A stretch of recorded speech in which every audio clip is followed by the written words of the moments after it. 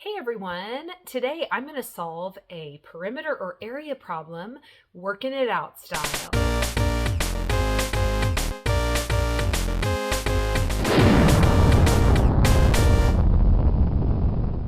And if you've seen any of my working it out videos before, then you know that I like to really tackle a word problem and show you what goes through my head as I'm reading the problem.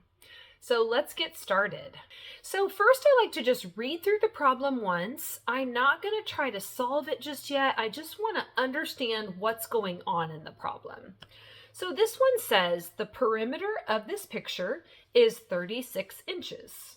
The area is 80 square inches, which could be the length and width of the picture. And so then I see down below, each answer choice has a length and a width.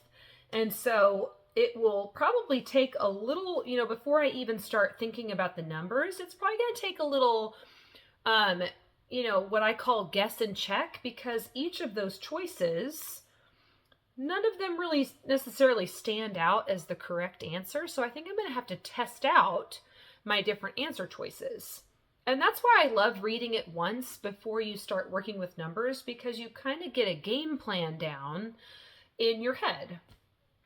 Okay, so now I'm going to read it one more time, and this time I'm going to highlight important information that I think would help me solve the problem. So it says the perimeter of this picture is 36 inches. So I'm going to highlight perimeter and 36. The area is 80 square inches. I'm going to highlight that, which could be the length and width of the picture. So I'm going to highlight length and width. Okay, now I'm going to read the answer choices a little bit more closely this time. I just kind of looked at them before. But A says 4 inches and 9 inches. B says 7 and 8. C is 8 and 10. And D is 16 and 20. Okay, so now I think I'm ready to move over to the whiteboard.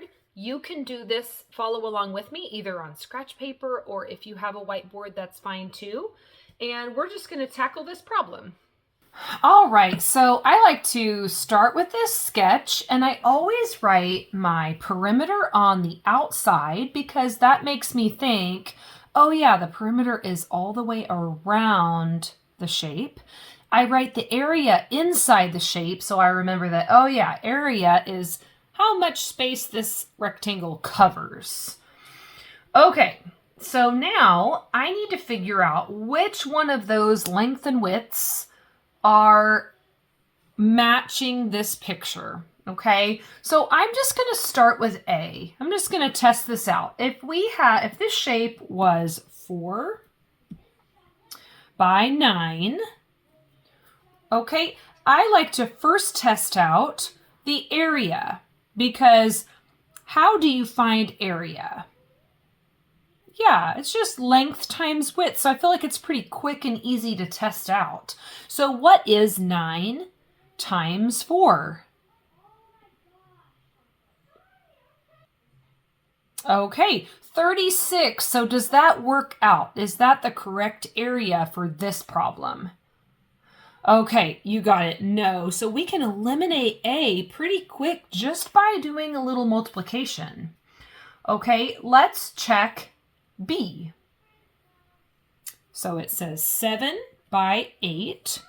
And let's do the area again. What is 7 times 8? Okay, even if you're not super strong with your multiplication facts, like your 7s and 8s, you're probably thinking, well, I don't think it's 80, because 8 times 10 is 80. So 8 times 7 would be smaller than 80. And it's actually 56, so that one doesn't work either. So let's get rid of B. And let's try C. This is an 8 by 10. Okay, this is looking good. What is 8 times 10? You got it, 80. And let's just double check, because it's supposed to be a shape that has an area of 80. and a perimeter of 36. So let's make sure that this part checks off too. Okay, so if I start finding perimeter and adding up the sides, what is 10 plus 8? Okay, 18.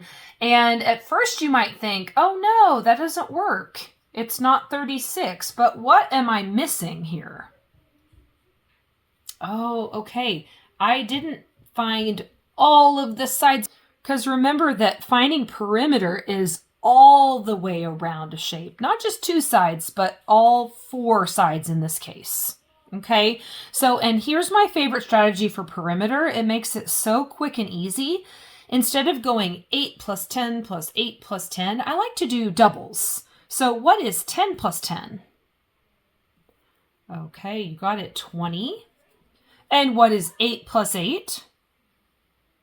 Okay, 16. Doubles are always easier for me too. And then if I add those up, that'll go fast. 0 plus 6 and 2 plus 1. Okay, so yay, it does have a perimeter of 36, and choice C matches both of those things. We can also take a look at choice D, but we can tell right away, before we even do much to it, that it's way too big. So 16 and 20, if I tried multiplying those, it's going to be much bigger than 80. So I'm actually going to not even bother. I can tell right away that it's not a reasonable answer. Okay, so let's go with C. Great job.